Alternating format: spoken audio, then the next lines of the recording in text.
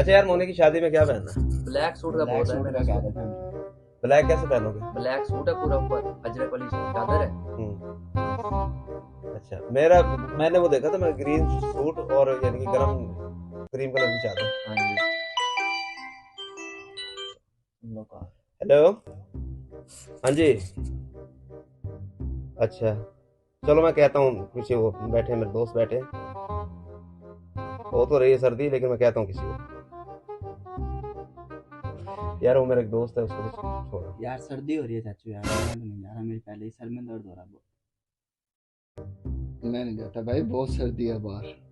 मैं तो अभी तबीयत ठीक हुई, मैं तो वैसे नहीं जा सकता। चलो मैं उसको कह देता हूँ फिर। मेरा दोस्त है अलीशा, उसको है ना वसे चौक तक छोड़ के जाना था। चलो फिर मैं खुद जाता हूँ। नहीं मैं छोड़ आता हूँ, नहीं, मैं जा रहा हूँ, बात है भाई, बैठ। नहीं मैं छोड़ आता हूँ। कोई नहीं, आज तो मजा ही आ जाएगा अलीशा को छोड़ के जाने। A few moments later. No, no, no, no. ओ भाई तू कहाँ से आके बैठ गया?